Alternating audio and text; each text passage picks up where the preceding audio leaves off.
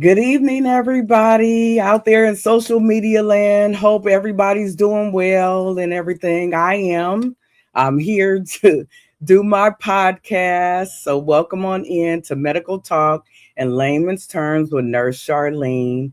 And I am Nurse Charlene and everything. And our topic tonight or this evening is first aid, or you can interchange the words, but first aid, CPR, summer safety, what did I put? Saves lives. So summer safety saves lives. And so I'm just going to talk a little bit about this because it's about to be in about, I think maybe 6 days. It's going to be July 4th and one of the hotter months. This is when it started warming up for us. It started in June, but it started warming up and everything and stuff. So definitely want to get you guys up on everything and stuff so that, maybe I can kind of appeal to your heartstrings, and stuff to be able to take a what is it, a CPR class or something like that and stuff, because it's not just for adults and stuff. It's for adults, but it's also for the kids. I'm a grandmother. I know I don't look like it. I'm glad. But anyway, I'm a grandma. I got twin boys, and everything and stuff. So definitely this is really important. And anybody that's grandma, G-ma, glamma, and all of that stuff and but also there's the teenagers and all the things that they get into and stuff, and then young adults and stuff, and then us older adults, and stuff are aged well, like cheddar and everything and stuff. So welcome on in. Look at my folks coming on in early and stuff. So welcome on in. It looks like Maria, cousin Maria, thank you for coming on and joining the podcast. And Auntie Sandra and T, she said, good evening, Nurse Charlene, and Rosie and Britt. Yes, good evening to you also. And they gonna get a little taste of this because I got them all on and stuff and everything. And cousin Maria said, hello, thank you for your wisdom. Well, thank you, but I thank God first for any wisdom I have, because if it wasn't for God who was on my side, where would I be? And everything. So definitely I'm glad you guys can come in and everything. Definitely, this is a big one, just like the other ones and stuff. This one is near and dear to my heart because we're talking about what it's all about, CPR, which stands for cardiopulmonary resuscitation. Of course, I'm going to give you the definition. This is medical talk in layman's terms, okay? So get ready for it and everything, but also first aid. They are not the same. If you're applying, if you're going to give first aid, it has nothing to do with CPR. But if you're going to give CPR, it has nothing to do with first aid. But by the end of this subject and stuff, you'll know what all that means and stuff. And so one more thing before I do my podcast disclaimer, behind me on the board and stuff, we got Alameda Beach. No, no, I gotta get better. Oh Lord. But anyway, I gotta get better. But that's supposed to be beach and water, and some little trees and stuff, the sun. Yeah. Until they start yelling help and CPR, and stuff, cardiopulmonary resuscitation. That's a life preserver. They throw them off the boat, and if you could tread water and stuff, you might just actually live and not go under and never come back up, for a while and stuff like that. And that's the little life preserver and stuff like that. But don't be sleeping on them vests either and stuff. That you could get a pretty color and stuff so you could be fine and stuff like that. Fine for the guys and real pretty for the girls and stuff like that. Put them vests on and stuff. And then on this side, we didn't put no vests on and we didn't do none of the stuff that we were supposed to do. So boom and stuff. That's medicine, band-aids, syrup for certain things. There's, all types of stuff for first aid. and stuff. So that's basically it. Maria said yes and hearts. Thank you, Maria. Y'all send me some hearts and stars and stuff like that if you could find them and stuff. But yes, definitely welcome on in, you guys and stuff. So I'm gonna do the podcast disclaimer and then I'm going in. I'm going in. All right.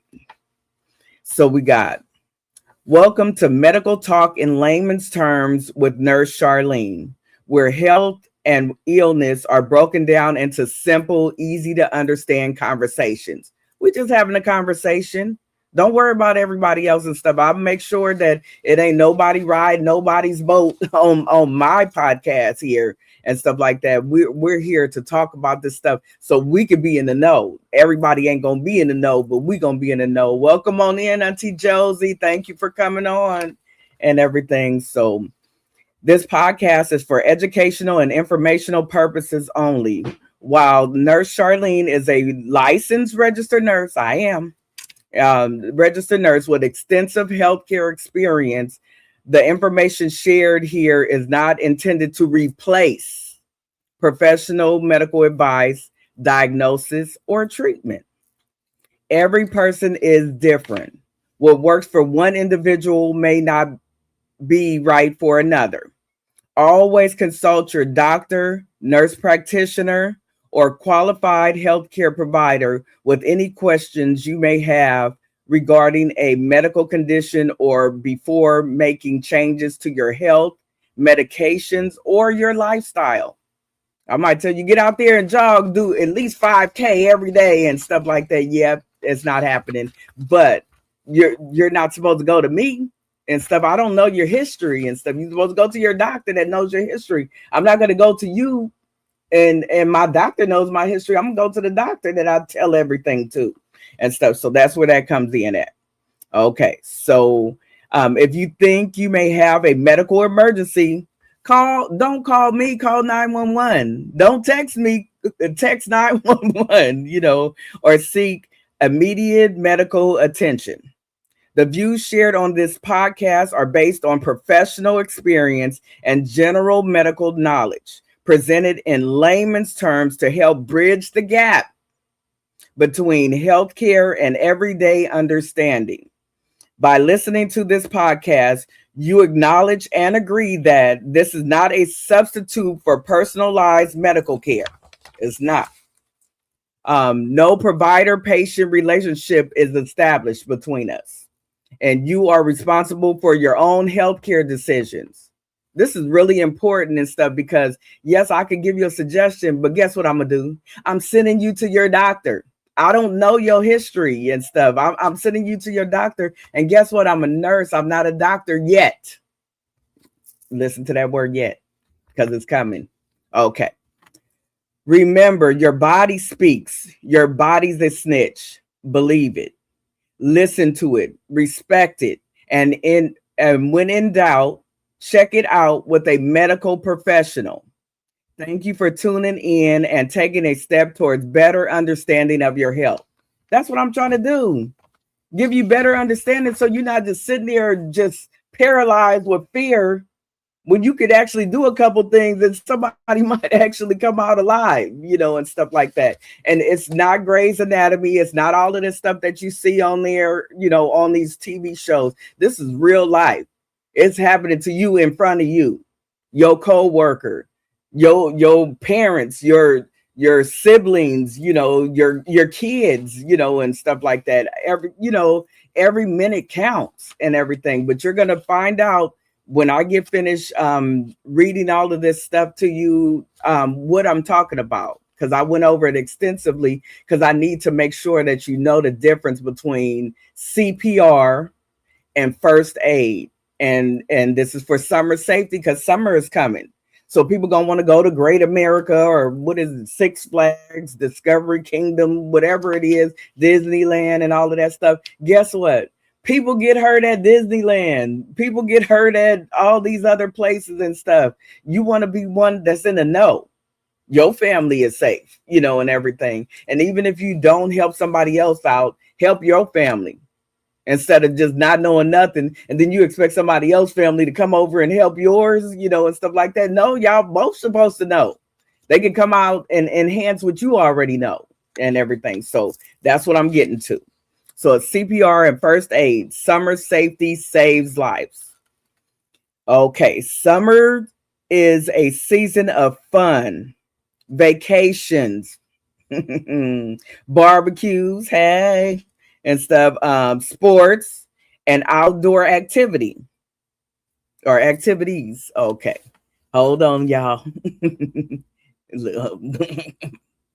No, I'm just playing. Look at you. All you had to do is just scroll down. You could have got to me. Okay. All right, lover girl. No. That's Rosie Granny. She coming on in here. She can hear me, but I put her on and stuff because she got to learn too. Because she might have to do some CPR on me instead of me, the nurse, doing something on somebody and everything. So this is the real deal stuff and stuff. So unfortunately, I said summer is the season of fun, vacations, swimming, barbecues, sports, and outdoor activities. Unfortunately, it's also the season when the emergency room visits increase due to heat illnesses like heat stroke. You might not have heard of it, but you're going to hear of it tonight. Drowning, that's serious. Burns, injuries, insect bites. That the bees come out when your barbecue come out. Okay. But anyway, insect bites, and mosquito bites, flea bites, and stuff like that, tick bites and stuff, and accidents. Okay. And knowing CPR, basic CPR, cardiopulmonary resuscitation. What is that? Okay, you tell me. Okay, I'll tell you. Cardio, that's the heart. Pulmonary, that's your lungs. And resuscitation, that's to revive you, bring you back to life. So if your heart stops, that's the cardio. If you stop breathing, that's your lungs, pulmonary.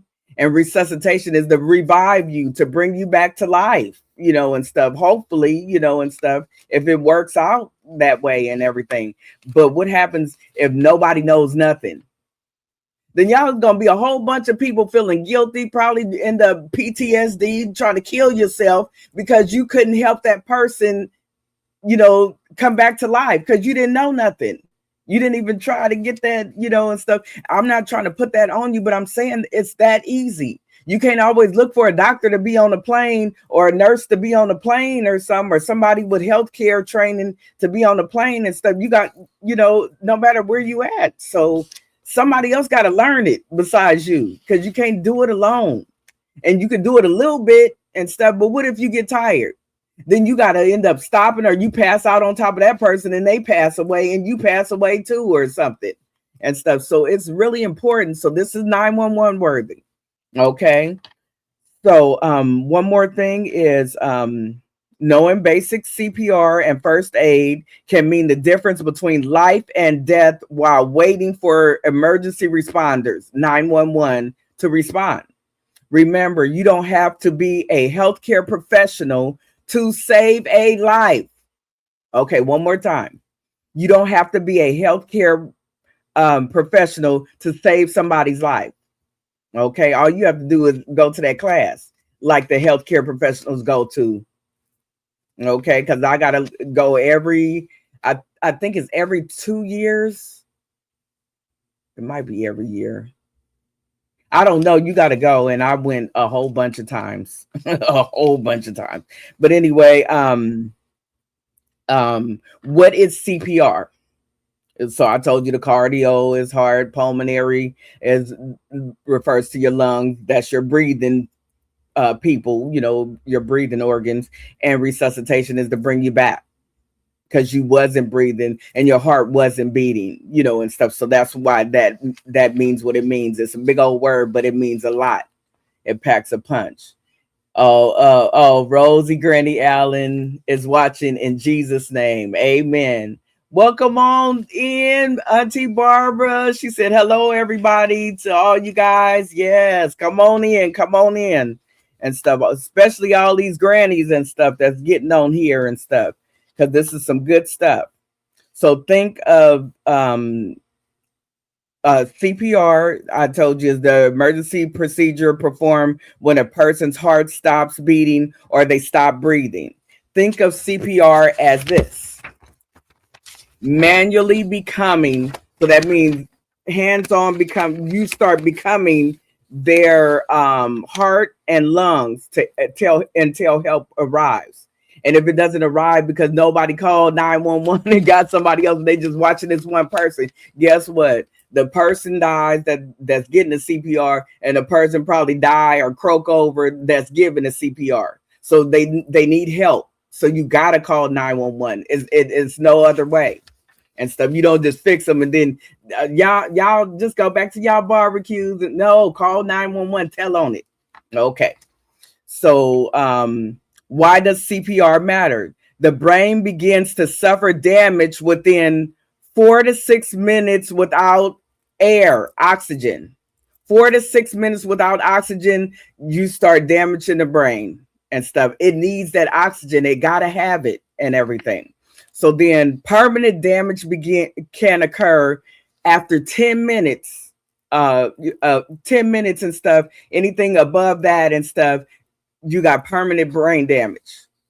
So you don't get enough time, so somebody got to start as soon as they get you out, you didn't went under, at the pool or the beach or something like that and stuff. They got to get started and stuff. It's not as easy as it really looks on TV and stuff, but you can get it done.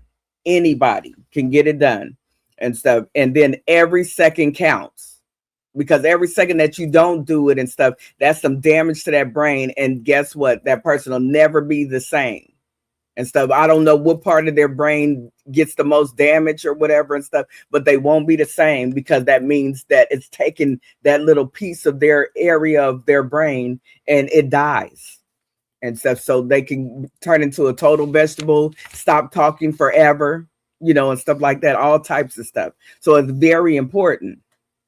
And then what is first aid?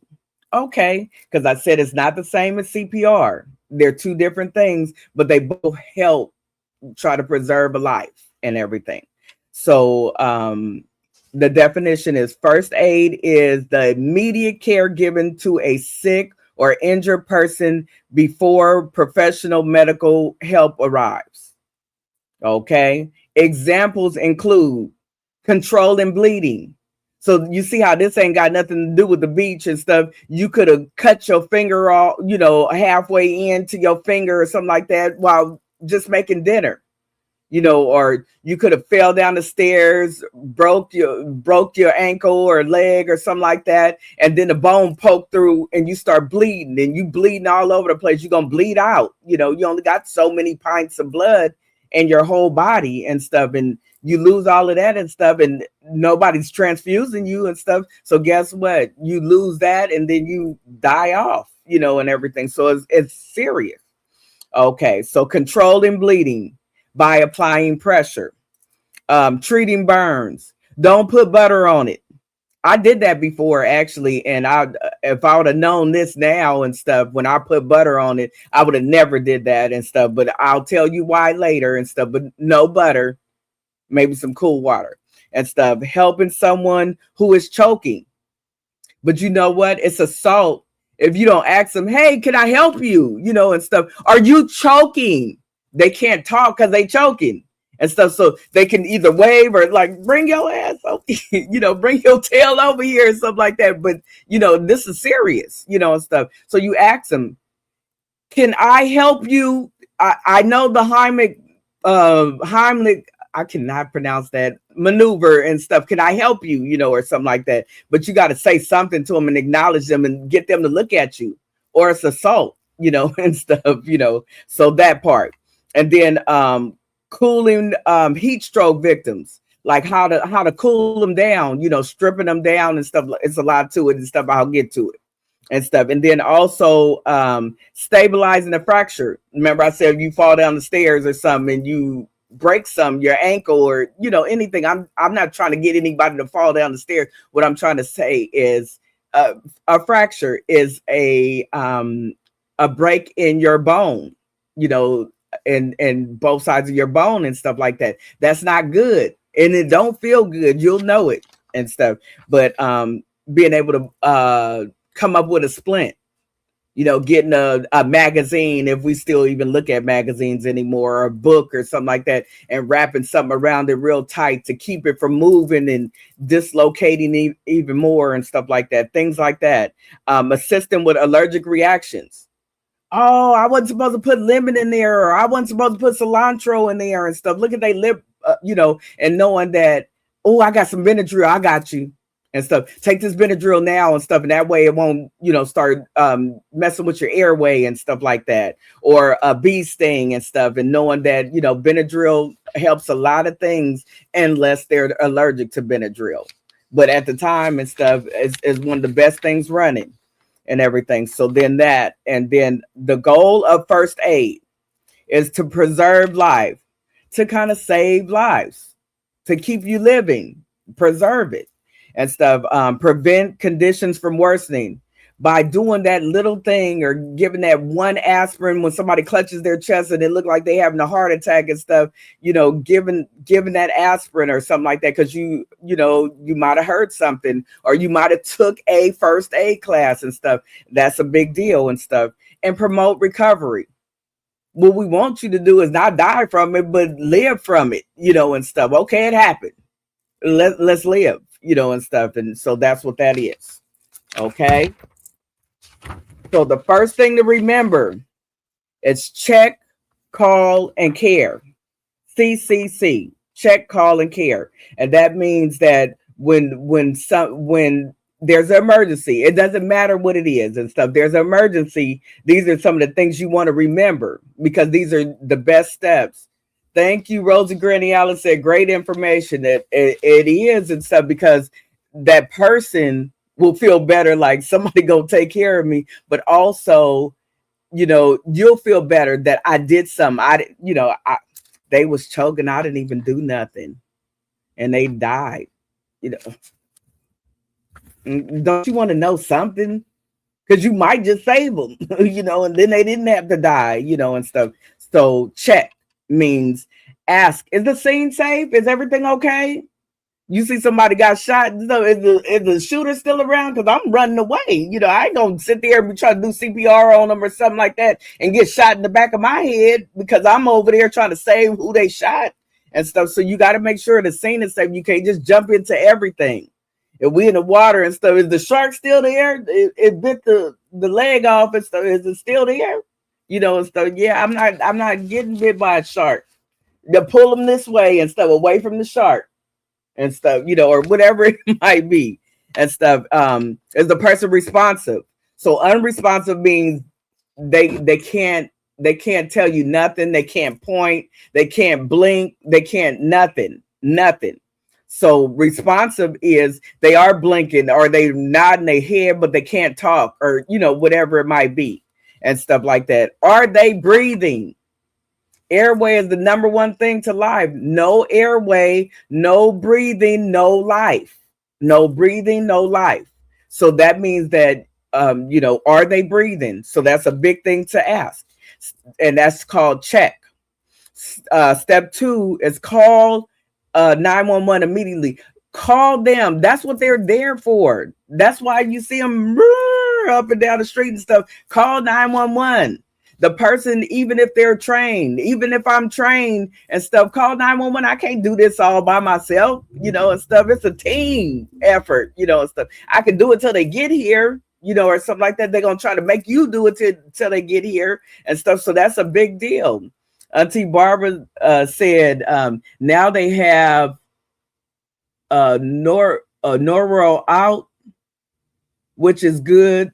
They have a box on the corner where you can get them for free. Oh yes, you're talking about the Narcan and stuff. Yeah, now like somebody pass out and stuff. I have a family member who saw somebody passed out on the ground and stuff, and everybody standing around like little zombies looking and stuff. And she was in depth enough to know that she needed to Narcan the person. They was ODing and stuff, and it saved that person's life, and stuff before the 911 came and stuff. And so what Auntie Barbara was talking about is now they have this Narcan, and it's like, the old school newspaper stands where you put a quarter in and stuff, then you pull the thing down and you get you one newspaper out. You're not supposed to steal all the newspapers in there and stuff, but now they got that with no quarters and stuff, and you just open it up and you grab you a couple boxes of Narcan. And Narcan is, because everybody's on these drugs, not everybody, but it's people on drugs and stuff, they can't help it. And you can't be like, shoot, they shouldn't be doing them drugs. Well, you don't know what happened to them to make them start doing them in the first place. So that's a good thing and stuff, and that helps out a lot, because a lot of people are getting Narcan. They might be mad at you after they wake up from it and stuff, but they're not dead. If you leave them, they're dying, period, and stuff. Even the police ride around with the Narcan and they're, in their little person or their little medical bag and everything. So it's a big deal and everything. So step 1 is to check.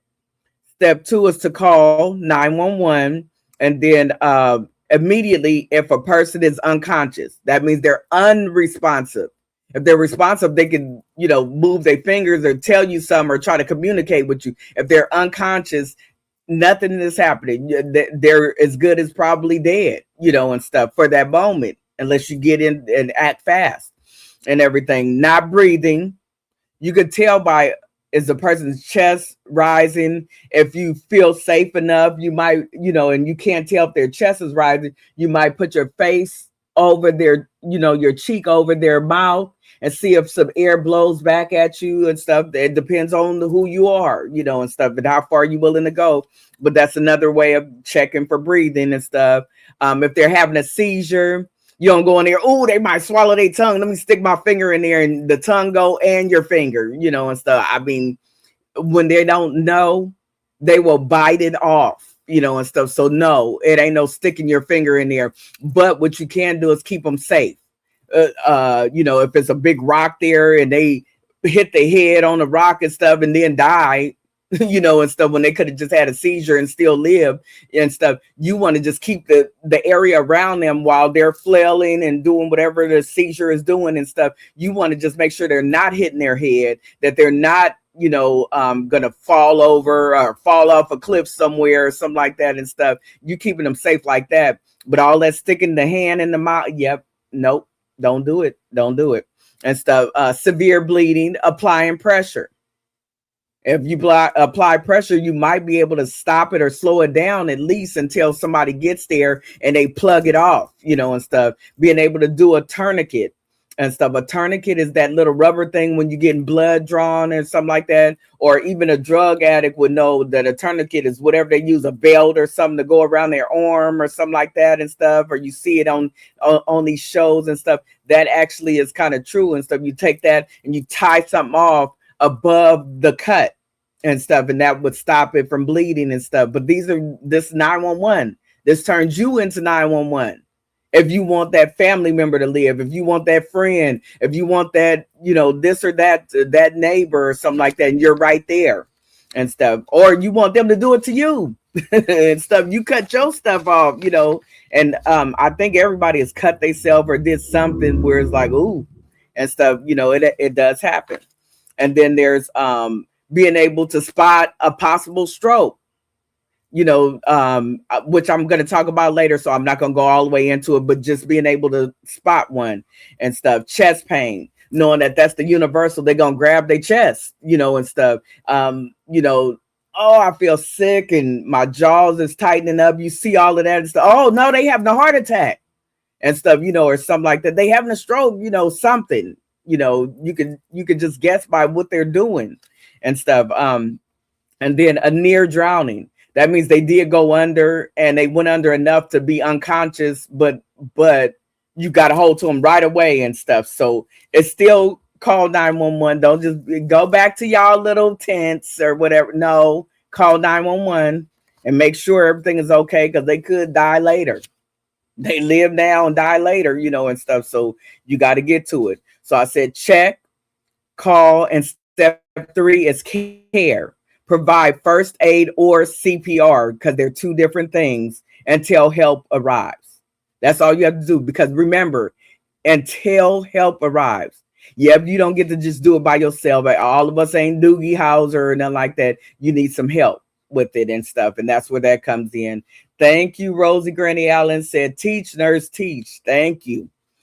And stuff. So adult CPR, some easy steps to remember is cab. And so I'm just going to go by the first C in cab, like a taxi cab and stuff, is compression. And so you place your hands into the center of the chest and you push hard, fast, and deep.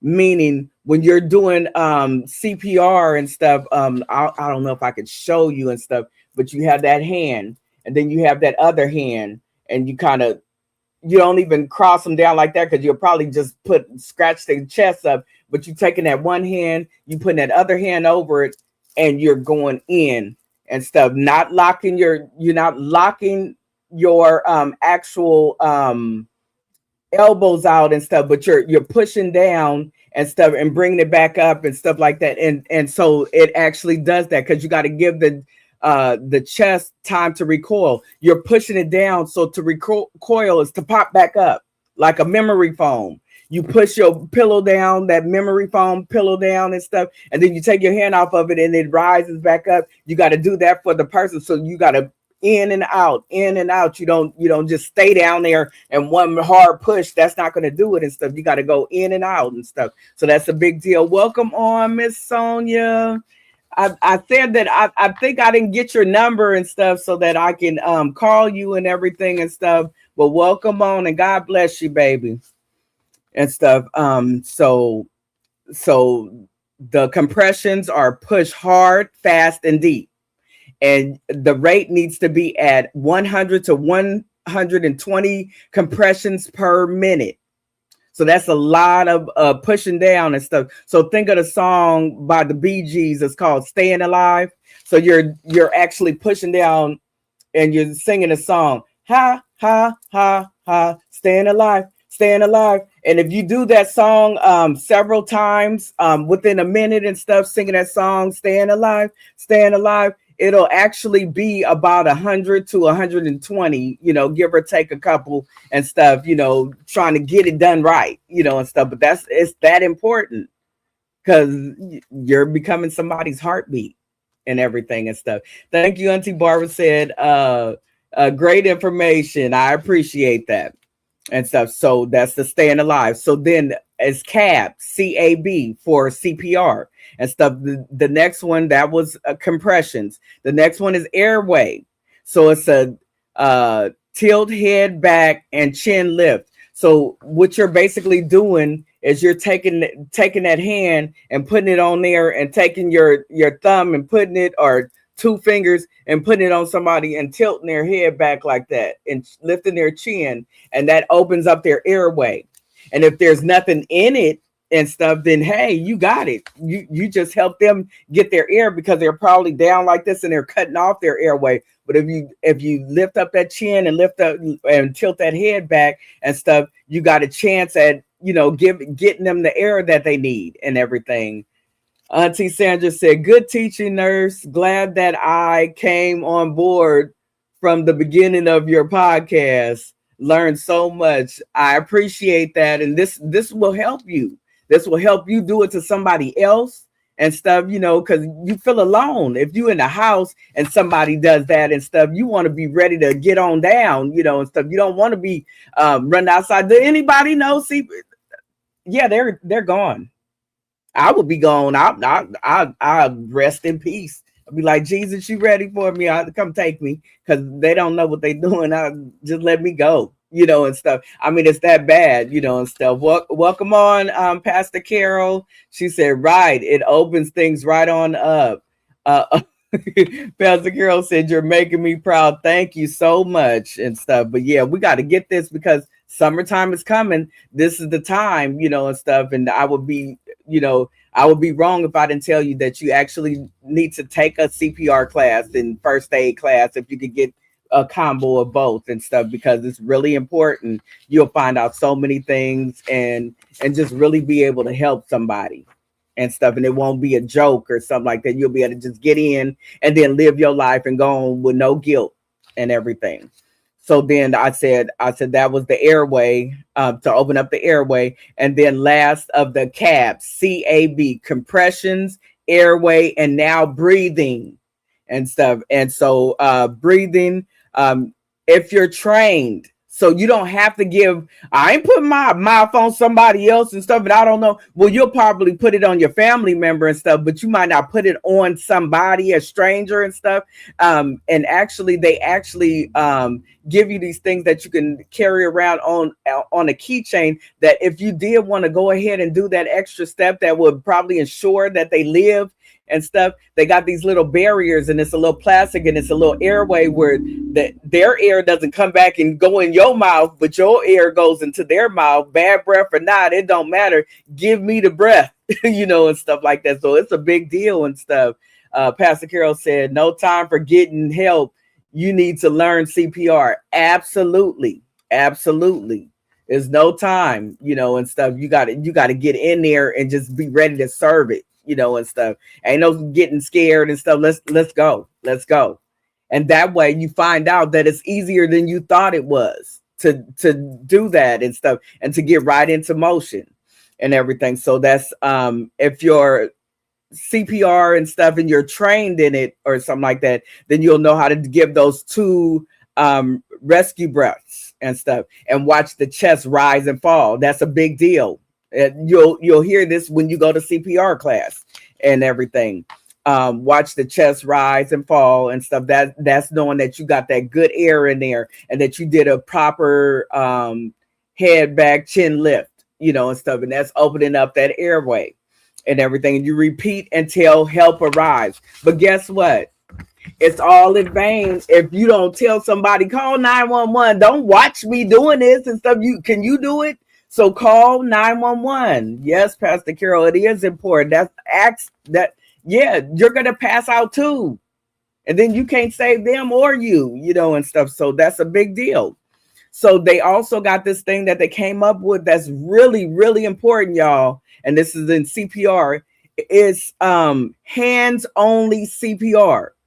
I'm on the BART and stuff. And somebody passes out or something like that and stuff, and I know that how to check their pulse or something and see that, okay, it's usually at the thumb, that's the one that you sometimes see a medical professional do on somebody and stuff. But there's also arteries that run down the neck, and one is called the carotid. If you could get right along the neck and bring it all the way right there and sink right below your chin, right in there and stuff, in that little groove, you could catch that carotid artery, and they're on both sides of the person and stuff, on the left and the right side and stuff. And that supplies your body with, the good blood and stuff. If you could get one of those, they usually are the best pulse, or the one that tell you that somebody's heart has stopped, because it'll be no pulse, no breathing or something like that and stuff. So it's trouble and stuff. But still,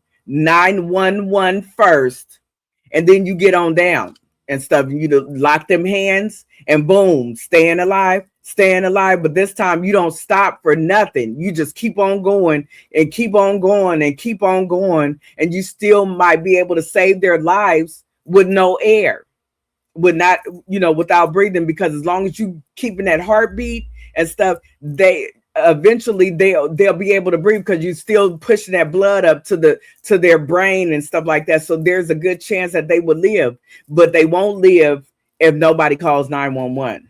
So somebody got to call. And if you by yourself and if somebody then fell out and it's just you and them, you call 911 first, and then you touch them, and stuff. You don't do the opposite and stuff. You call 911 first, because it's probably somebody on there that could walk you through it. And by the way, Pastor Carol has a sister, Brianna, her niece and stuff, that actually is a dispatcher for 911 and stuff. And she'll be able to tell you this also. And I'm thinking before this summer is out, I'm gonna bring her on so we can do part 2 to saving somebody's life. But yes, that's where I get my guests from. People that actually is in it to win it, and stuff. They doing a thing and stuff, and that's a big deal and stuff. So if you don't know rescue breathing and stuff, that's okay. Just push. Call 911, push hard, fast, and don't stop. Don't stop. You got to go. You got to go and stuff. Pastor Carol said, right. Don't be fearful. Don't be fearful and stuff. If God even blessed you enough to know that you probably should have took a CPR class, the least you could do is trust God enough to know that you could get it done and stuff, because that's what happened. You don't have to be a medical professional to provide CPR. You could be a mechanic. You could be a clerk. You can be an administrative assistant. You can be anything you want to be and still do that CPR and save somebody's life. Okay. And hands only CPR can still save lives. Some signs someone is in need of CPR, the person usually collapses suddenly. You might not even see the fall, but you see everybody gathering around. So if you want to gather around and be nosy too and stuff, just know that you got to do what you got to do and everything. I caught that, Pastor Carol. I said, she said, LOL, don't be fearful. I got you and stuff. And so they collapse suddenly. They're unresponsive. That means that they can't communicate with you at all. The eyes ain't even open to blink or nothing. It's some trouble. It's some trouble in their way and stuff. There's no breathing and stuff. And like I said, if you it depends on who you are and stuff. But if you can't go to the side or go above them and look and see their chest rise and fall and stuff, then they're not breathing. But also, if you want to be for sure, before you start putting lips on somebody or something like that and stuff, put that cheek over their mouth. And if ain't nothing coming out and nothing, no hot air or something like that, because it's going to be warm air, even if it's cold and stuff like that, then this person is not, they're not breathing, and stuff. As simple as that. Or if they're gasping only, that means that they're going into, they call them agno breaths and stuff. We're not going to go there, but anyway, that's another, it's not true breathing. When they're gasping, it's gone. It's going down. It's going, they're rounding the toilet. They're going down. They're about to go and stuff like that.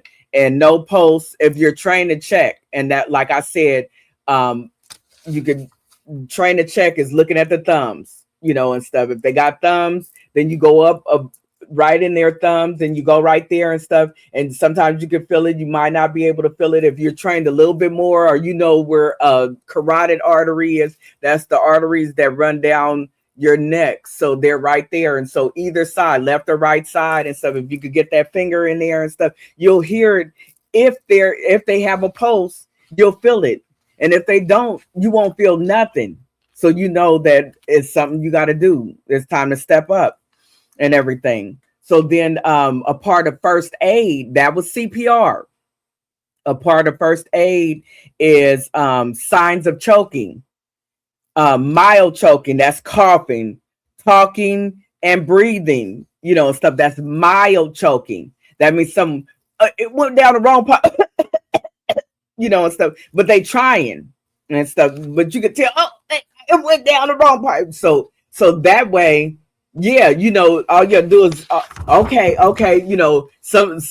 My mother, I don't know, to this day, she still tell me, lift that left hand up and go like this, and stuff, and lift it up in the air so you can stop choking and stuff like that and everything. Welcome on in, Java Lewis. Yes, Paul. And so he said, what about a mirror under the nostrils? Yeah, if you are inclined and have one in your purse, ladies and stuff, like the little compacts and stuff, they got a mirror and stuff, that is another good way and stuff. It's just that, I don't know if people would have mirrors and stuff, but that was a good question and stuff. Putting it under there and stuff, and it usually a fog up if they're breathing.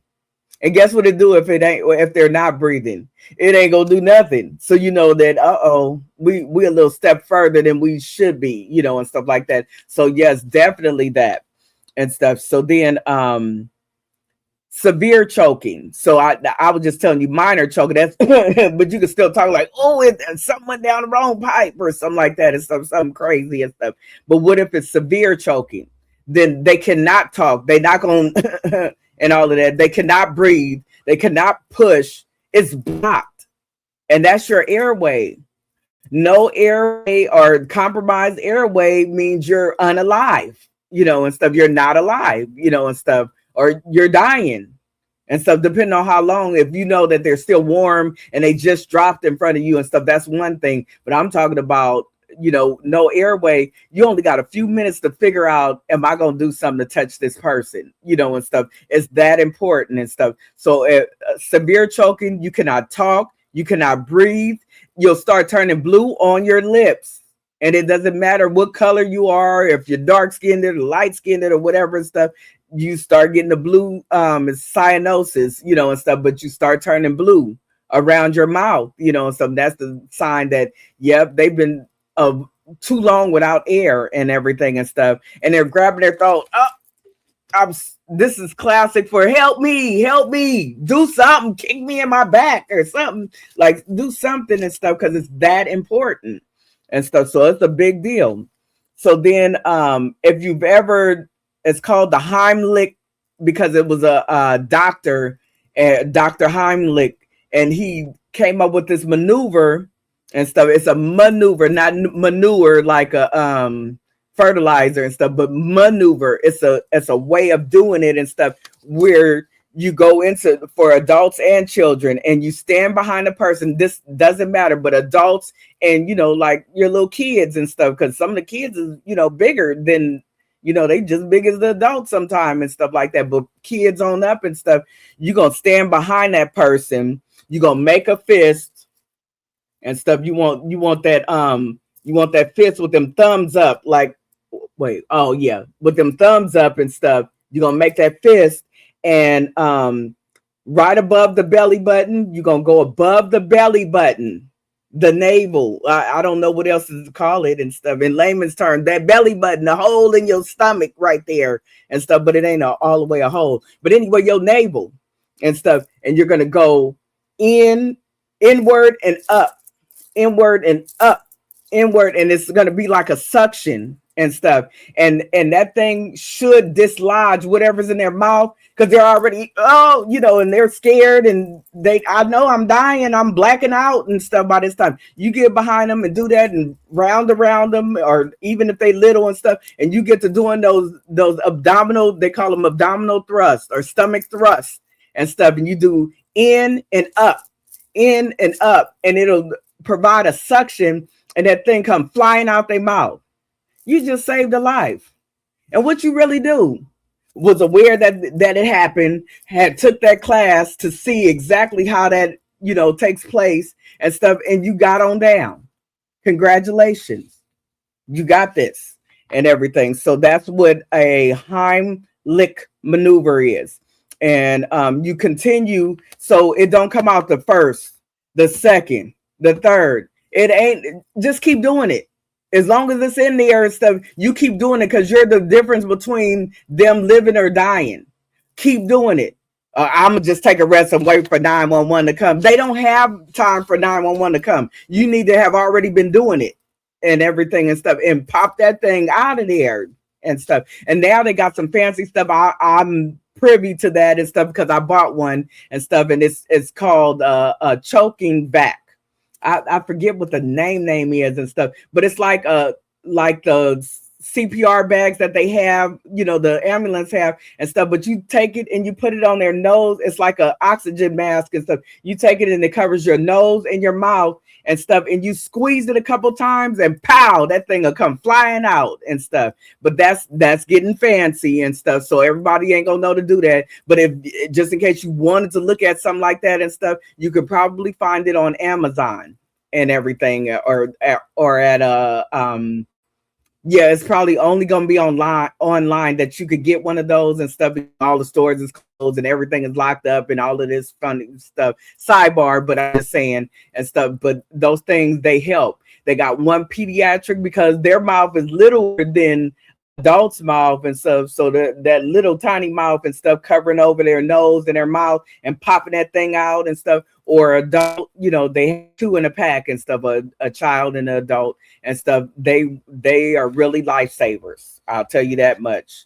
And so you could just sit them down and pop that thing out and stuff, and you become their hero, and you become your own hero, and everything. So summer emergencies that everyone should know about. So we did CPR, and we did, in the definition and everything and stuff. Then we did first aid and the definition and everything and stuff of some of the most, right now things that you need to, figure out and stuff. That's fine. So then we're going to get to one of the number one emergencies is 90, 100 degrees outside and stuff. You ain't never been outside walking like that. I'll even tell you a part where, because I've been a registered nurse for 22 years this year, 22 years. And one of the biggest things that happened to me was on me and stuff. I'm at a concert, Concord Pavilion. I ain't gonna tell you which one and stuff because you might have known when I did. But McDonald's that came out with these slushy lemonade things, and they was giving free samples at the concert and stuff like that. So we walked up there and stuff, and I got about 4 or 5 of them. And I should have known that because I was sitting in the sun and I was melting and everything and stuff, that I was starting to get signs of a heat stroke. So because it was so hot, I was thirsty. Oh my God, I was thirsty. And the only thing I could think of, I could have got some water and probably would have helped myself. But of course, I'm not in nurse mode. I'm chilling. It's hot outside. It's hot out here. Why is the sun burning my forehead like this and stuff like that? So I was drinking a little slushies and stuff, lemonade and pink lemonade or something like that. I'm drinking them down. They're cold. They're refreshing, and stuff like that. Yeah, who wouldn't, and stuff. That's innocent, right? Until I drank so many that my stomach swelled up. And me and Mom's walked to the bathroom and stuff, and I was like, Mom, I'm sick. So I had already started getting signs of heat stroke. Didn't even realize that that's what it was and stuff, but I'm burning, and stuff. I had, little clothes on and a lot of heat on my skin and stuff like that. So I'm burning up and stuff. And I'm just telling you that this can even happen to somebody like me. So just imagine somebody drinking alcohol and they out there burning, you know what I'm saying? So this was just an innocent little Slurpee type thing and stuff. So we go in there and stuff, and I couldn't wait behind the line and stuff. It's a line at the bathroom and stuff. So I go in there and stuff, and I'm like, some gotta give. So I'm sick.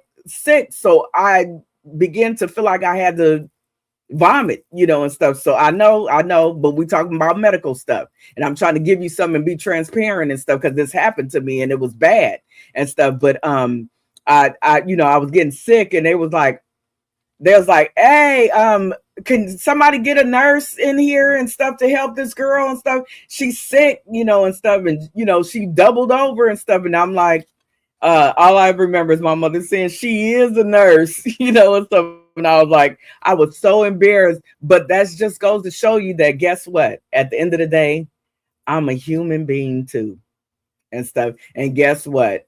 I should have saw that my body was snitching on me, and saw that the reason why I was so thirsty and I just couldn't get enough is because I wasn't going to ever get enough, because I was already going into what they call a polydipsia, which is excessive thirst. So I was thirsty as hell, and it was nothing that nobody can do and stuff, but I should have put in water, period. And I didn't. And then another thing that would have helped me was, even if I didn't put in the water right away, if I had some type of towel or paper towels or something like that and stuff, I could have wet those and started dabbing myself all over, in the places that I need, especially my brain and, stuff like that, on top of my head or something. And I could have brought myself back and stuff. But guess what? I was a patient at that time. I was not a nurse. I was a patient. And that's why this is so serious. I was at a concert. I'm supposed to be living my best life, having a good time and stuff. And yes, I wasn't and stuff. So I ended up, of course I'm here now, and stuff like that. So we know I made it, but that could have went so bad, and stuff. So just imagine somebody with no skills like that. They're drinking, having fun, hey, and stuff like that. That would make you even worse than I was. At least I had a chance to, bring some of that up and stuff and get it off my stomach. But somebody that has too much liquor and stuff, and then that heat beaming down on them, cooking it, that's like a pressure boiler and stuff. So it's 100 times worse than what I was going through. And that was bad for me. I still remember and everything. So one of the biggest summer worries is heat exhaustion. And I think I was all the way in full exhaustion because it's too much heat. I was dehydrated, and I was hydrating off of sugar, which dehydrates you more. So you see where I'm going with this. And then that overexertion, I'm there and stuff. I'm walking back and forth to this little stand, getting more and more and stuff like that, but not even realizing that I'm getting dizzy and all these things, and stuff is happening and stuff. Just letting you know that I'm a human being too. And stuff. Pastor Carol said these experiences are the best lessons to stay hydrated. Absolutely. Because just because it's cold and it's sweet and good or something like that doesn't mean that it's going to help you and stuff. And actually, sugar does dehydrate you even more. Excessive sugar, and stuff. So all of that, put all that together, and you're already in heat exhaustion and stuff. And that's what you'll go through. So guess what happens? You start sweating heavily. You start getting dizzy. You start getting weak. Wobble legs, and stuff. You can't really stand up straight. You weaken the knees, and stuff like that. You start getting nausea. See, okay. And then you start getting a real bad headache, a pounding headache, because your body is boom, boom, boom, boom. It's ready to kill you off. And so, yes, Pastor Carol, right. Water is the best hydration. Not even Gatorade was going to save me. I needed straight water and stuff, and lots of it, but not on a full stomach of slushies and all of that type of stuff. Or if I was on the full stomach of alcohol, I'm just saying, and everything. So that's one. And then the first aid for that is to move to shade. And then remember, I said get those cloths or some type of stuff, even if it was a shirt that you had or a little jacket and stuff, and wetting that bad boy and just slamming that on top of your head and stuff to cool you down. You got to start cooling down. You're going to feel the heat coming out of your scalp and everything. And it doesn't matter, man or woman, it's going to come out of you and stuff. You're going to start that sweat just come down like a sauna. You know how you get in the sauna and stuff, and it's bad and everything. But that's one of the things. So you give them water and then they got to rest. And that's what I had to do. And it was by accident that I figured all of that out, that I messed up and everything. Another one is heat stroke. It is a medical emergency. Now, it has stroke at the end. That means death, and stuff like that. So heat stroke, it's a 911 emergency. The symptoms are confusion, very hot, extreme hot skin, temperature over 104, and loss of consciousness, because you can't even stay alive once you get up that high, and stuff. You're pretty much gone and stuff like that.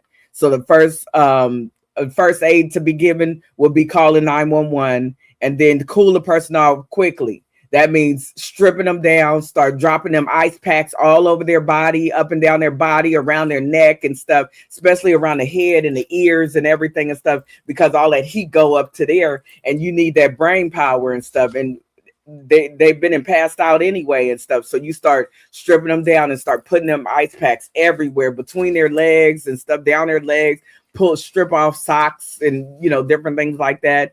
Take everything off that you can within reason, and stuff, and start cooling them down and stuff, fanning them and everything. Do not delay, because they will be gone and stuff. And if your brain starts acting confused in the heat, your body is snitching that you are overheating.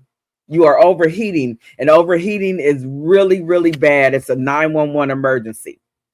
Another summer thing that can happen to you. That was just heat exhaustion and heat stroke, which are kind of one and the same thing, but they're just a little bit different because heat stroke is a step more closer to death than the other one. I was able to survive mine, so I was in heat exhaustion and everything. So dehydration, your symptoms will be dry mouth, dark urine. When you start getting some brown pee, yeah, urine is pee and stuff. So if you start getting some brown pee, yeah, you're in trouble. Golden, super golden, like, not no light, like you took vitamins or something like that. I'm talking about some golden pee, brown pee, Coca-Cola color pee. Yeah, you did something then crossed over and stuff.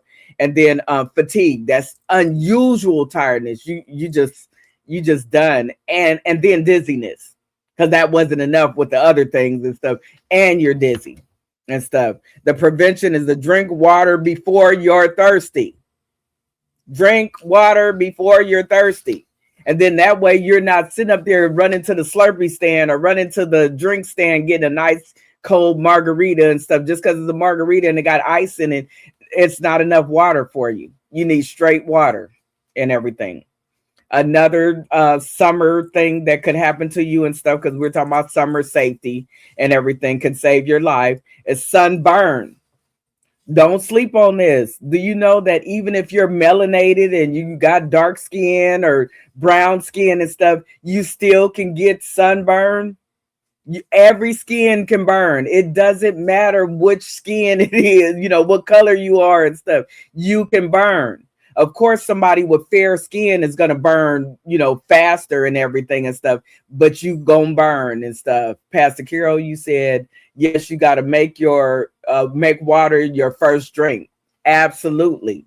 And stuff. And that's even if it's not a hot summery day and you're just at a party and stuff, you got to put some water in first, and stuff, just drinking and drink after drink. That's how people get so drunk that they just can't even understand themselves no more and stuff.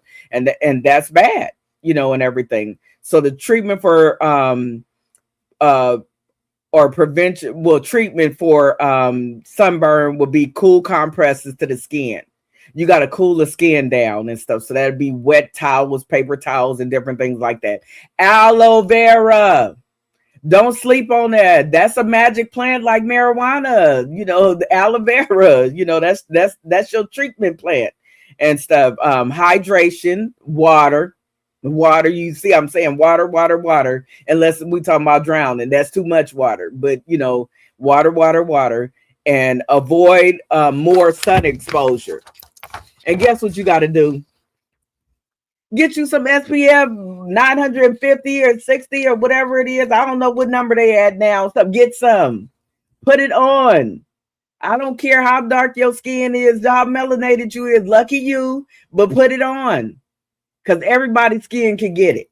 And that's all to it. That's all I got to say about that and everything. Oh, welcome on in, Maria. She said aloe vera and yes. And then Granny Allen said, my, water. Yep, water. So the only one that I ain't going to tell you is, drink water and stuff is if you're drowning. The silent killer of summer. This is very important, you guys and stuff. The silent killer of summer is drowning, and it often happens, or almost 95% of the time, it happens silently. Everybody in the pool, everybody having water fights, and boom, boom, boom, and stuff. And then that one person, they couldn't swim, or they thought they got into some trouble. They ain't gonna be like, I'm drowning, and then go down and stuff. Yeah, they just sink. And then next thing you know, everybody looking, and they see that one person at the bottom of the pool. How long they been down there? And oh my God, and stuff. So it's that bad. Auntie Barbara said, and a fan. Absolutely. You got to put that fan on them. If any of the heat exhaustion, heat stroke, dehydration and stuff, it's always good to have a fan. So I would behoove you, guys, stick your little fan where them fans at in your pocket, in your back pocket, but also, get your lady to put a fan for her and a fan for you in her purse, or something like that, however that works and stuff. Or you with your friends and stuff, and y'all at the little concert or something like that. Don't do like me and go to the McDonald's stand and get some Slurpees and stuff. Go get you some water and make sure you got a little fan. And if it ain't enough water and stuff, go get you some more. They will actually give you free ice water and stuff. If you in heat stroke or something like that, and you tell them and stuff, they'll pour some up and stuff and give you a towel and stuff and try to help you and stuff. So that's another thing. So number 5 is the silent killer, and I said that's a drowning. And warning signs is the head is low in the water. That means they're down, so they're not even moving, like trying to fight it or nothing. They didn't already swallow what they could. They're not going to make it and stuff. Head low in the water, unable to call for help. Vertical body position is up and down, and stuff. As opposed to horizontal, which is flat like this and stuff. They're not even looking like they're trying to float. They're just up and down and stuff with that head under the water. So you don't see no bubbles or nothing. Yeah, they already went through that. They're going. Get them out the water. Get them out the water and stuff. So or you can see somebody struggling to stay above the water. If you're not paying attention, all of y'all having fun, that one that's struggling, they're gonna stop and they drop. They're exhausted and they sink. And it seemed like 6-8 feet doesn't seem like a lot of water, but if you ain't got nothing around you but 6 feet down, or 10 feet down or something like that, guess what? They can't get away from that, and stuff like that. So you got to go in there and get them. And then hopefully somebody knows CPR out of all the people, even the person that went in there and snatched them up and everything and stuff. Welcome on in, Mr. Buckner. That's my dad. Thank you. He said late again. That's all right. You watched the replay and stuff, so it's okay and stuff. I'm gonna be on for a little while longer because I got to get this out and everything, because this is very important and summertime is coming and everything. And Rosie Granny Allen said, "Yep, you're right and stuff. It's that bad." So the first aid for drowning is remove the person from the water safely. Get them. It ain't no safely. Get them, no matter what it means. Get them and stuff, and you get them out the water and stuff. Then you call 911. Somebody call 911. Call 911. Call the popo right now and stuff. And then you start beginning CPR, especially if they're not breathing, because most likely their airway has already been waterlogged, and stuff. So it then went up in the nose and the ears and everything else. So there's no more water and stuff. So now you got to get it out and stuff. So that's when you start the CPR and stuff like that. Now you got to become their pulse and their breathing and stuff. And so that's how you try to bring them back. And usually after a while, if they haven't been in there too long and stuff, you'll cough and the water squirts out their mouth and all of that stuff, out their eyes, nose, and everything else and stuff. And then you turn them over and do rescue breathing and stuff like that and stuff. So you turn them over, and as long as they stay breathing on their own until 911 gets there and stuff, then you doing good and stuff. They probably have a good outcome. Cousin Maria said, you're here though. Good information. Yes. That's right and stuff. And then another one that can happen, this is summertime blues, and stuff like that, would be your bee stings. I'm allergic to bees. Now you can say you allergic and stuff and not be, stuff, but nobody wants to get stung by a bee. So I think everybody allergic to bees. Like, I don't even know why they be trying to mess with people like that. They're gonna die anyway after they sting you and stuff. But at the same time, you could be allergic. And it could be what they call anaphylactic. That's the deadliest kind of allergy. You can have a sensitivity to it and it just turn red right there, but so does a shot, a vaccine or something like that. But you can have a allergic reaction and stuff like that. And that's the one your throat start closing up and everything and stuff like that. So that one is the more deadly kind and everything. So with that being said and stuff, symptoms that you got stung by a bee, a tick, or a flea, what else is out there? Mosquitoes and stuff like that, is pain, swelling, and itching. Don't them little dots be itching? Or was it just me? I'm the only one be scratching the hell out of them. But anyway, scratching it, they itch, and stuff. So that's the first thing yep, I got stung by something and stuff, because it is gonna itch. And it's the itch that you can't even really scratch. You will never be able to reach the surface of it because it's that bad and everything. And the first aid is emergency symptoms, difficulty breathing. That's, remember I said anaphylactic. That's the severe allergic reaction. That means you are allergic, officially allergic and stuff. You're going to have difficulty breathing because it's going to try to swell up your throat and stuff. So you swell up your throat, you can't get the air in and out and stuff, because where your nose at and where's your mouth at? And you can breathe in through your mouth, you can breathe in through your nose, but where it got to go to? Down there. So if your throat swells up, it ain't going down there and stuff. So that's what I'm talking about. And that's why they say that and stuff. So emergency symptoms like the difficulty breathing, facial swelling, or hives and stuff. I've had hives before, not HIV, but hives. It's another kind of itch and stuff where your skin is always crawling and stuff. And Benadryl would be your best friend, because it was mine for a long time until I grew out of it and stuff. And it may indicate a severe allergic reaction, which is called the anaphylaxis. Call 911 and tell on it. And if there's still, the throat is fine and stuff, get some what is that? Benadryl.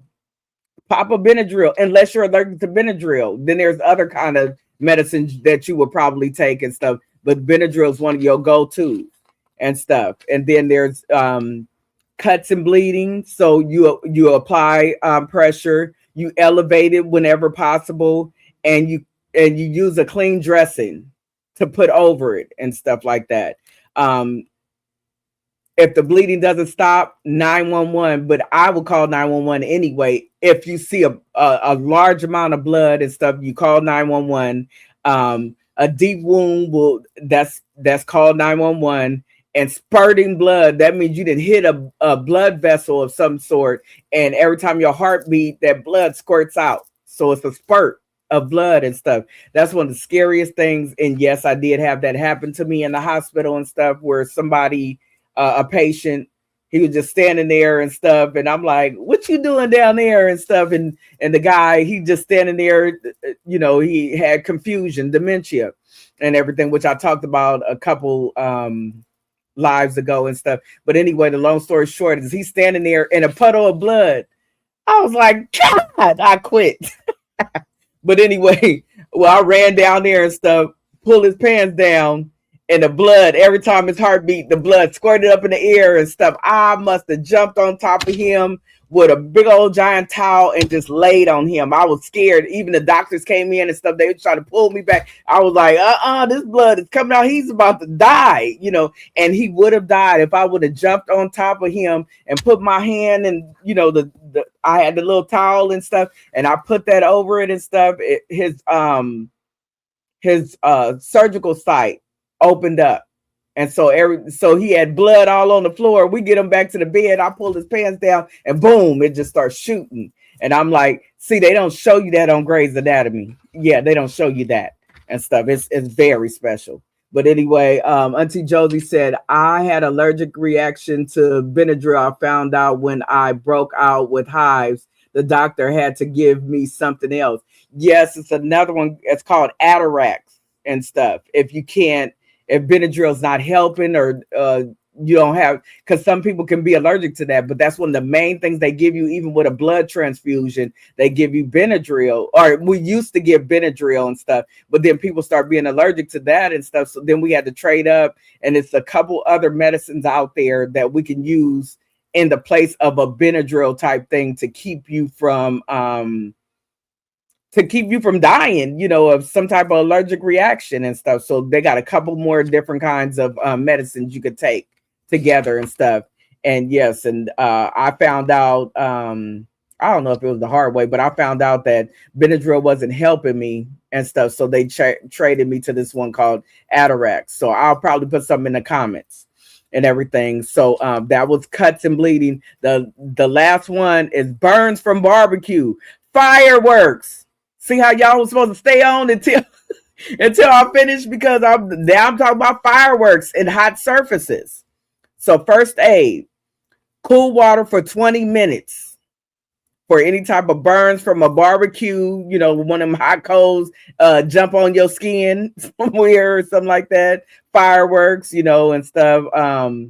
Uh, Jumping over them and stuff like that, and playing too much and stuff, and you faith around and find out. And hot surfaces, like burning yourself on a stove, or something like that. Cool water for 20 minutes. Remove any jewelry.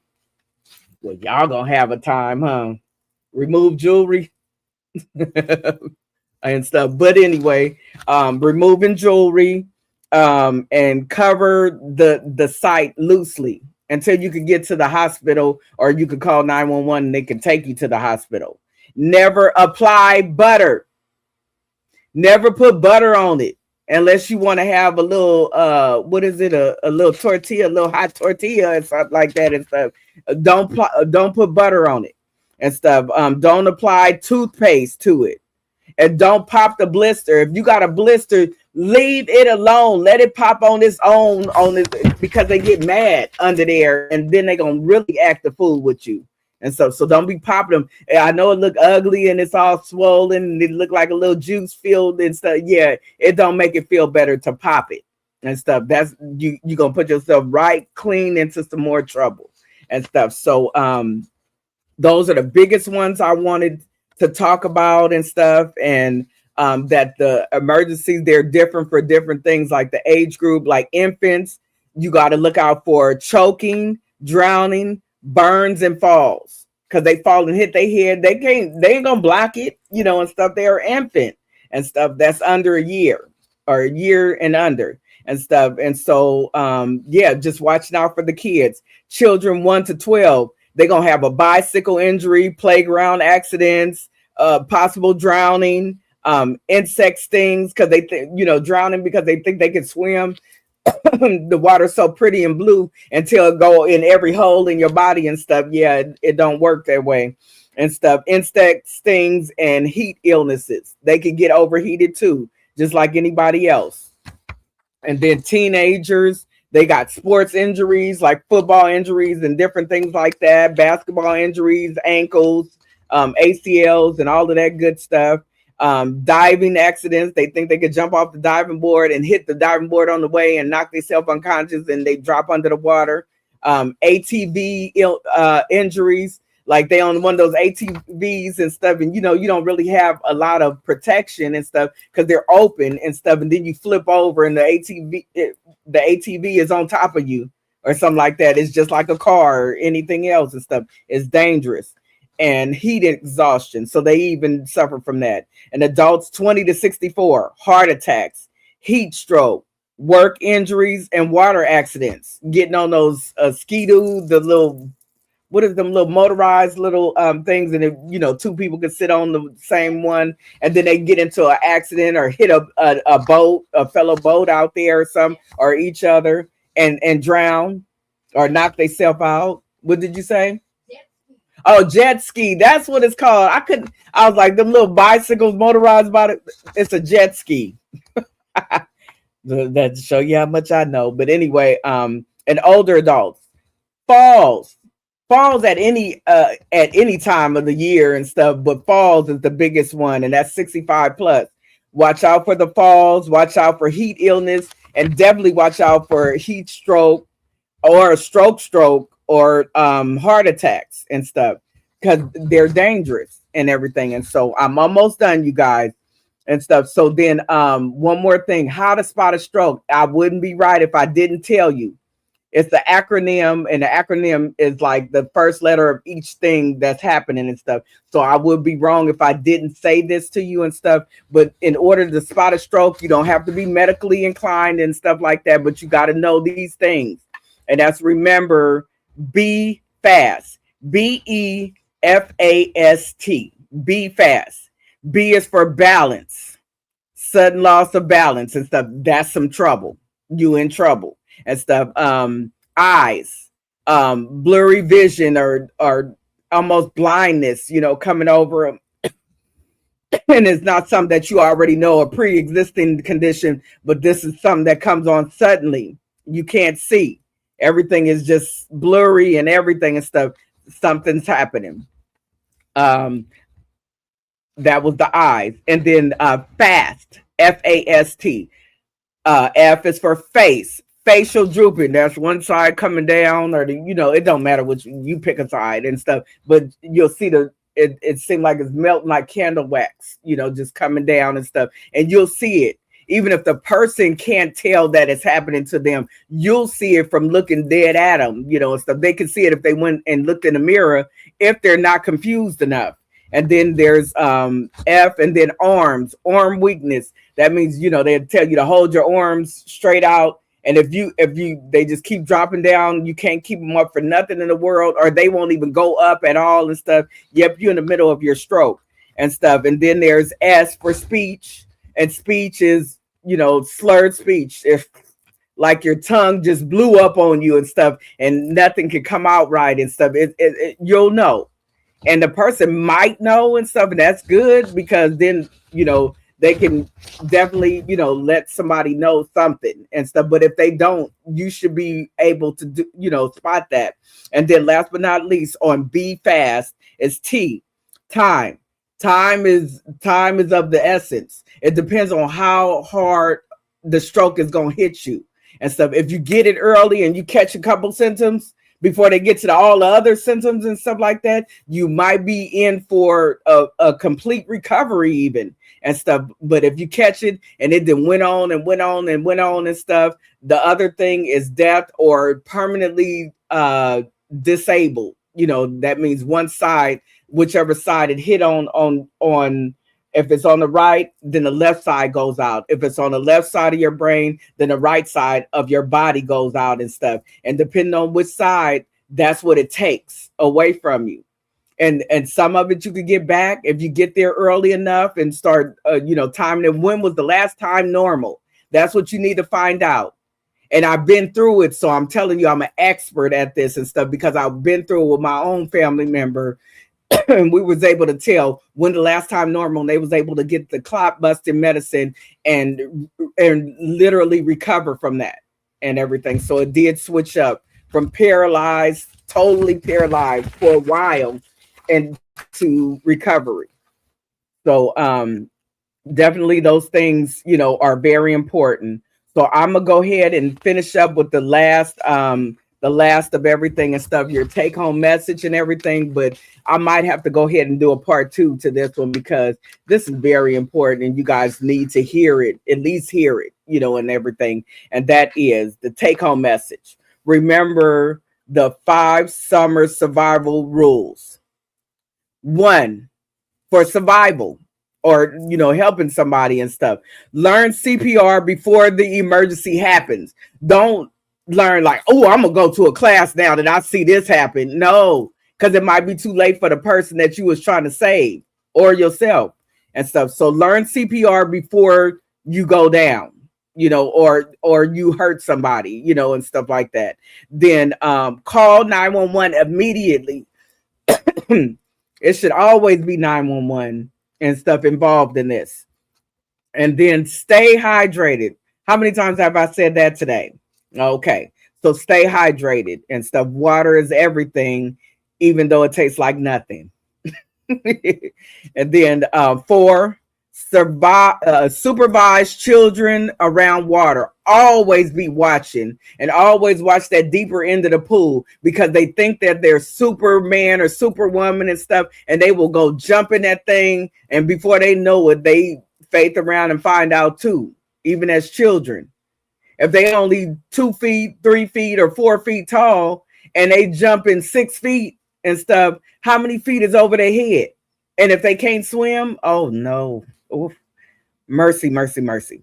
And then number 5, keep a stocked first aid kit. Don't play about these kits right here and stuff. Keep you one. They just got band-aids and a couple alcohol pads. No, they be having some stuff in there because they have now they have a couple aspirins. They have a bee sting things. You know, you get stung by a bee, but you're not allergic, but it hurt and stuff. They got stuff to wipe a bee, a card. You know, you can use a credit card to wipe that stinger out of the skin and everything and stuff. Then they got this stuff that go in there, you know, like a little alcohol pad, but it's a bee sting pad and stuff like that. They got aspirins, they got galls, you know, depending on what it is. It's best to even add to your own first aid kit and get other little good stuff and everything. Yes, welcome on Brianna and stuff. This is my dispatcher that's gonna come on live with me soon. That's why I'm gonna do a part 2, Brianna, just for you and stuff. But she said these rules are so necessary because guess what?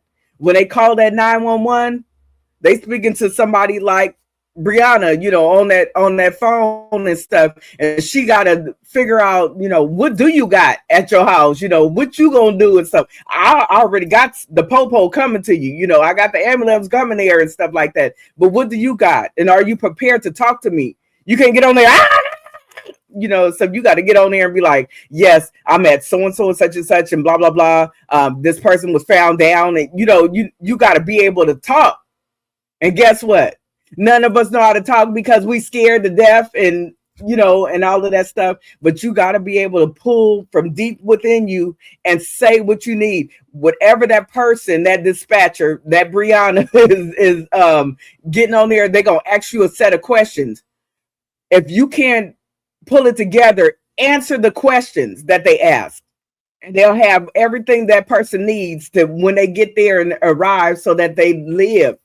And it's the difference between living and dying. So this is so, you know, even learning how the telephone etiquette for a 911 call would definitely, you know, prove life-saving to you and stuff, because they can tell you and walk you through stuff that I'm telling you now and stuff. This is no joke. This is how the world is turning and stuff. So this is a big deal. And everything. And thank you for coming on. You could watch the replay and everything, you guys and stuff. Like, share, and tag. Get on with your family members and stuff like that, because everybody needs to know what all this stuff is, you know, talking about. Not the beach, but you know what I'm saying, wherever you go and everything. So my conclusion, you guys, is summer should be remembered for memories, not tragedies. Emergencies happen without warning, and they often occur in ordinary places like the backyard, swimming pools, parks, beaches, and family gatherings. CPR and first aid are not just skills, they are acts of love. The knowledge you learn today could save a child, a spouse, a friend, a neighbor, or even a complete stranger tomorrow. Your body is a snitch. Believe it. Your body whispers before it screams. It sends signals before disaster strikes. Learn to listen, learn to act, and learn to save a life, because when seconds matter, knowledge becomes power and action becomes survival. You don't need a cape to be a hero. Sometimes all it takes is knowing CPR, basic first aid, and having the courage to help when someone needs it the most. Okay? So I'm ending dispatcher Brianna said, yes, thank you. I will definitely watch it. I'm at work now sharing your information with my coworker. Hey, yes, girl, and stuff. But that's what I'm trying to do, get to that part where you know that this is serious. So when I say that I got guest speakers coming on and stuff like that, I'm talking about people like Brianna and stuff that's in it, you know, right now. She's at work, you know, sharing this and stuff like that. Not so I can get popular. Look what I'm teaching you. Look what I said on here for an hour and a half now and stuff like that. This is real stuff. This is saving, life changing stuff.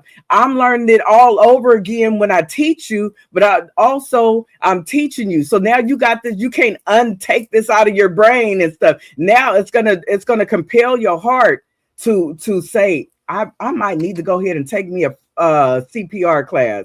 I might need to go ahead and do this and stuff and stop playing. So what, you working on these mannequins and stuff like that and everything, or don't call them dummies, but so what, you're working on them and stuff. They save lives because they're showing you what a person is and stuff. It won't be a dummy out there when they looking at you or they looking crazy at you and stuff, and they looking like, is you gonna save me, and stuff like that.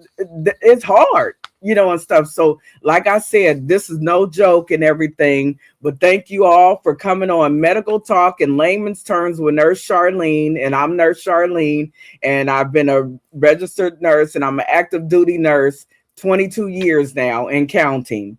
And I'm not playing. I'm out here for keeps, and everything. And I teach on everything, you guys, and stuff. If you go back and watch the lives, if you go to YouTube, it's Medical Talk in Layman's Terms with Nurse Charlene. And if you go on Facebook, I'm a public, my page is now made public and stuff. And it's just Charlene Nurse Allen, and stuff, so that they know, oh, that's the nurse girl and stuff like that. But coming on here and stuff, I'm really showing you things that you wouldn't think about and stuff. But if you ever got scared a couple times and stuff, now and stuff, that this is what you need. This is the medicine, that the ultimate medicine you need and stuff. And I'll be talking about so many other things and stuff, mental health, everything, suicide prevention, drugs, and fentanyl crisis and stuff. And I got people coming on from everywhere and stuff. So I appreciate you guys carving a little bit out of your time to come on here and stuff. It's no joke.